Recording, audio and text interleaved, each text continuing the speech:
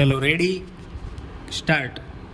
સદર જામીન અરજી હાલના ગુનાના કામના કથિત આરોપી તરફે જિલ્લા કાનૂની સેવા સત્તામંડળ દ્વારા નિયુક્ત થયેલ તેમના વિદ્વાન વકીલશ્રી મારફત ફોજદારી કાર્યવાહી અધિનિયમની કલમ 437 અન્વયે દાખલ કરવામાં આવેલ છે. Full stop. કથિત આરોપીની ભારતીય ફોજદારી ધારાની કલમ 380,454,114 મુજબના ગુનાના આરોપસર ધરપકડ કરવામાં આવેલ છે. Full stop. સદર જામીન અરજીના અનુસંધાનમાં ફરિયાદ પક્ષ તરફે વિદ્વાન સરકારી વકીલશ્રીને તથા આરોપીના વિદ્વાન વકીલશ્રીને સાંભળ્યા. સદર અરજીની સુનાવણી દરમિયાન અરજી વંચાણે લીધી. કેસનો પ્રથમ માહિતી અહેવાલ FIR સહિતના તપાસના અન્ય કાગળો પણ વંચાણે લીધા. પેરા. અરજદાર આરોપી તરફે રજૂઆત એવી છે કે હાલની અરજીના સમર્થનમાં કથિત આરોપી તરફે તેમના વિદ્વાન વકીલશ્રીએ પોતાની મૌખિક રજૂઆતમાં જણાવેલ છે કે આરોપી તદ્દન નિર્દોષ વ્યક્તિ છે. તેમણે આવો કોઈ કહેવાતો ગુનો કર્યો નથી. Full stop. આરોપીને પોલીસે સદંતર ખોટી રીતે કહેવાતા ગુનામાં સંડોવી દીધેલ છે.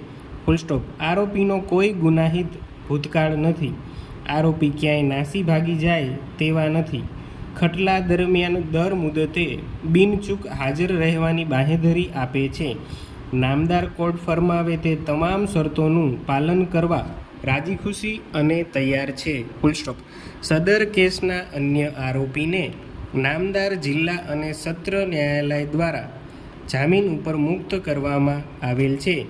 તેથી હાલના આરોપી પણ પેરેટીના મુદ્દા ઉપર જામીન મુક્ત થવા હકદાર બને છે, જેથી આરોપીને યોગ્ય રકમના જામીન ઉપર મુક્ત કરવા અરજ ગુજારેલ છે. Full stop.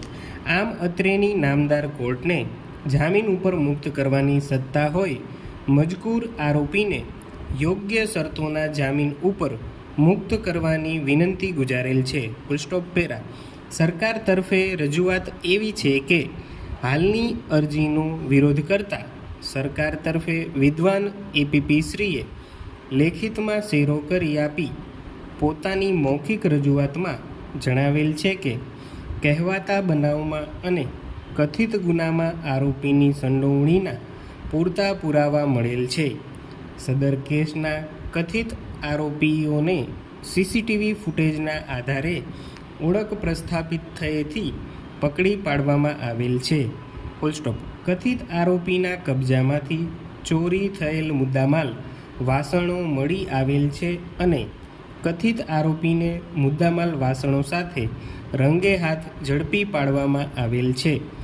તેમની સામે પ્રથમ દર્શનીય કેસ છે, જેથી આરોપીઓને જામીન મુક્ત કરવાથી સમાજ ઉપર વિપરીત અસર થઈ શકે તેમ છે.